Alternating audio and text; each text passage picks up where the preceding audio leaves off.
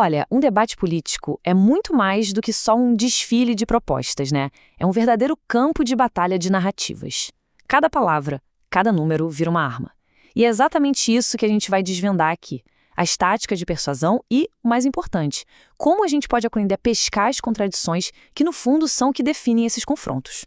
Sabe aquela situação? Um candidato fala uma coisa, o outro vem e diz o exato oposto, e aí fica a pergunta: como é que a gente sabe em quem acreditar?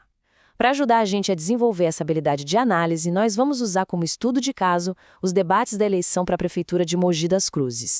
E olha, o objetivo aqui não é de jeito nenhum escolher um lado. A ideia é afiar o nosso olhar para a gente entender as estratégias que estão por trás de cada discurso.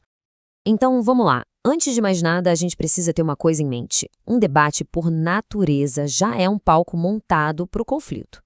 Os candidatos não sobem ali só para apresentar ideias. Eles vão para criar contraste, para se destacar um do outro. E o nosso foco a partir de agora é justamente esse: entender como eles constroem visões de mundo totalmente opostas. E o mais interessante é que muitas vezes eles partem dos mesmos fatos para fazer isso. Vamos começar com a primeira tática de contradição, que é talvez a mais clássica de todas: usar o passado como arma. Sabe como é? Um candidato vai lá e resgata todo o histórico político do oponente para tentar criar uma narrativa de que, olha, nada mudou, é mais do mesmo. A ideia é colar essa imagem negativa no adversário. E olha só esse exemplo, é bem claro. O candidato Rodrigo Valverde, ele não ataca direto as propostas da oponente dele, Amara Bertolho. O que ele faz? Ele ataca o grupo político dela. E essa frase, governaram por um século, claro que é um exagero, né? É o que a gente chama de hipérbole. É uma figura de linguagem usada para criar aquela imagem de um poder antigo, desgastado, e que ela seria só a continuação disso tudo. E aí vem a resposta, que ilustra perfeitamente a tática de defesa. A candidata Bertolli, ela cria uma contradição direta. Ela basicamente diz não para aí. Ela se afasta desse passado que o oponente jogou na mesa, ela individualiza a campanha dela com essa frase forte, a candidata sou eu, e tenta mudar o foco do debate. Ela quer tirar a conversa do passado e trazer para o futuro, para as propostas dela. É um verdadeiro choque de narrativas, um contra o outro. Ok, vamos para a próxima. Existe uma outra tática de contradição que é muito, mas muito eficaz. É quando um candidato faz uma promessa e o outro vira e fala, ué, mas isso a gente já fez. É a promessa de um contra o suposto fato consumado do outro. E o nosso próximo exemplo vem de um tema super concreto: segurança pública. Um assunto que, em tese, deveria ter respostas bem diretas, né? Preto no branco. Mas, como a gente vai ver, até uma questão como o armamento da Guarda Municipal vira um verdadeiro campo de batalha de percepções. Aqui o candidato Caio Cunha, ele enquadra a situação como uma falha seríssima da gestão do adversário, o Marcos Mello.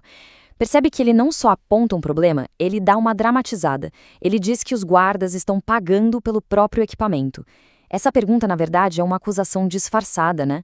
Foi feita para gerar indignação em quem está assistindo. E agora olha que interessante a resposta. É a contradição total.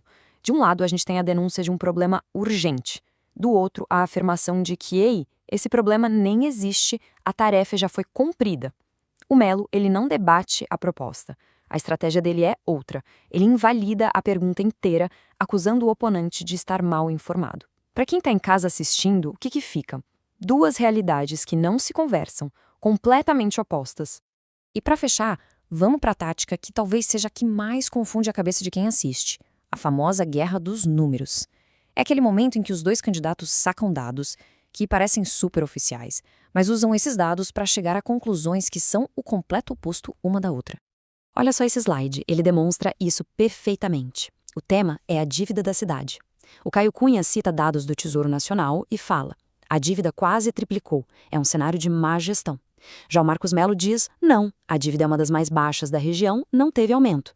O ponto-chave aqui é o seguinte: é bem possível que os dois estejam olhando para os mesmos dados. A diferença é que cada um seleciona, interpreta e enquadra os números do jeito que serve melhor para sua própria narrativa. Bom, depois de ver todos esses exemplos, a pergunta que fica é: como a gente transforma isso numa ferramenta prática?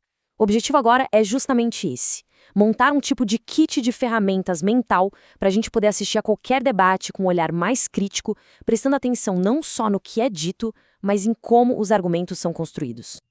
Então, vamos lá, um resumo prático. Primeiro ponto: Quando o passado de alguém entrar na roda, vale a pena se perguntar: isso é uma crítica válida ou é só uma tentativa de colar uma imagem negativa no candidato? Segundo, quando uma promessa for rebatida com "isso já foi feito", qual das duas versões soa mais próxima da realidade? E terceiro, o mais importante talvez, quando aparecerem números conflitantes, lembre-se que dados sozinhos não dizem nada. A pergunta a se fazer é sempre: que história estão tentando me contar com esses números? Entender esses 3 pontos já é um passo gigante para se tornar um espectador muito mais ativo e bem informado.